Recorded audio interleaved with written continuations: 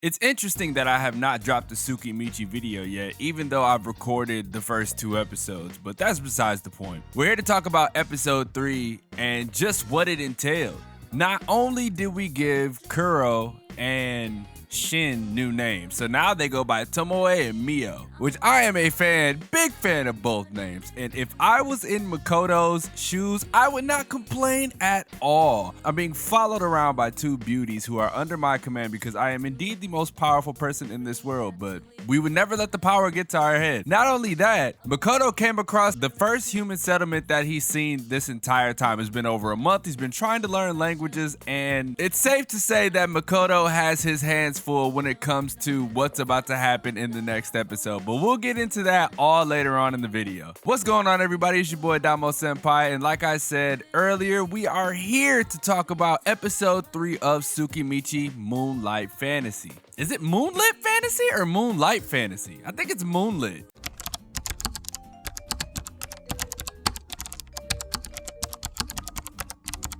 It is indeed Moonlit Fantasy. I thought it was Moonlight because Moonlight sounds sick, right? Moonlight Fantasy sounds sick. It sounds like a Square Enix game. It was a lot that happened this episode that I was rather interested in, so hopefully you guys are enjoying Tsukimichi as well. In episode 3 of Moonlit Fantasy. See, I like the way that sounds. It rolls off the tongue, right? A lot of things occurred that I was rather interested in and things that were super funny. This is one of those ones that I could sit around and, not take too seriously, but when funny stuff happens and like cool stuff happens, I can report on it, right? It's one of those. And funny enough, there was a few like little mementos of other anime sprinkled in here that I thought was rather enjoyable. The whole adventurer ranking system, it reminded me of Don Machi quite a lot. How they test, the capabilities and the power level of the adventurer. When Makoto, Tomoe, and Mio went into town, and as it was Makoto's first time actually going to a human settlement. A lot of isekais have this in common. There was some that time I got reincarnated as a slime references. What exactly happened is escaping my mind right now, but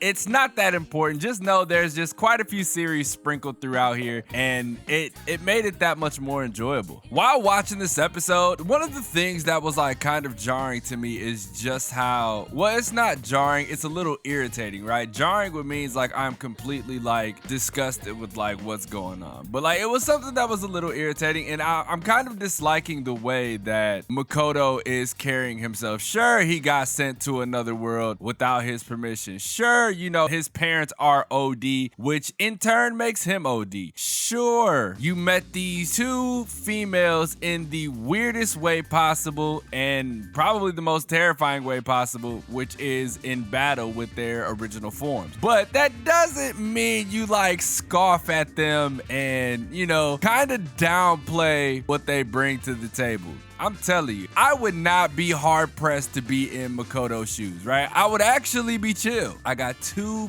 beauties that I'm walking around with who are under my command and who, they like me, so it's like whatever, and now I have a slew of races following me because they believe in me and they're down with the cause, right? What's interesting? I can actually turn that into another video, which is like some of my problems with the isekai genre. That actually, let me write that video down real quick. Because if I was rolling around with Tomoe, Jesus. Well, that's one of my weaknesses in regards to like anime women, which is blue hair and kind of feisty, right? I like that. I like that a lot. I cannot treat them the way that Makoto is treating them. Granted, like I said, he is looking for humans. He wants to be around humans. He hasn't been around humans in a while. So it's a culture shock, and it's, the lack of human touch, which is something he missed. But him going to the human village, they did not welcome him at all. And funnily enough, it's because of what the goddess did. She said, here, I'll just give you the ability to learn and, interpret all other languages besides the human language, which was so fucked up, but hilarious. this. So not only is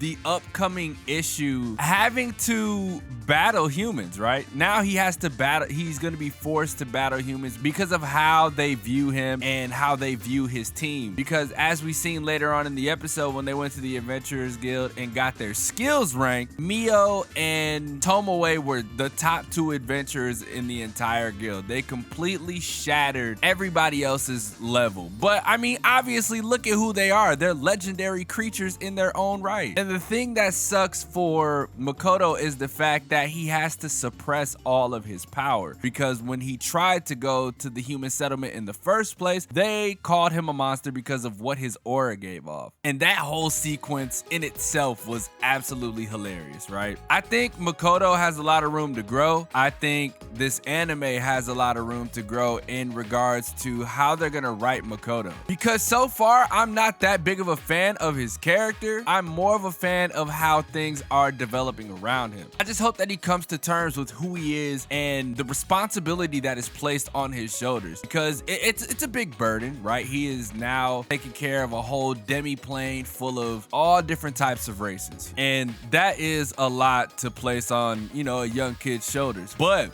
you have to also look at the flip side of it, which is the rewards that you are going to reap from handling that responsibility. You have 2 gorgeous women on your arms, man, and if that was me, regardless of what I have to deal with, I would go through it. If I'm able to impress these women by handling these responsibilities oh so well, I would do it in a heartbeat, right? I would do it in a heartbeat. Wouldn't be no question. But that's all I have for Tsukimichi episode 3. Leave a like if you enjoyed, subscribe if you're new. Let me know if you're feeling the same way about this anime that I'm feeling. It's more to this anime than meets the eye. I will say that it has its flaws, like really big ones. Obviously, it being an isekai, because of how flooded the isekai genre is and just how weird these light novels begin. But that's a whole, I think I did a video on that already. No, I don't think I've done a video on the isekai genre. I think I've talked about it in a video that I've done before, but it wasn't specifically about the isekai genre. I'll do that eventually. But as always, it's your boy, Damo Senpai, and I will see you guys in the next video.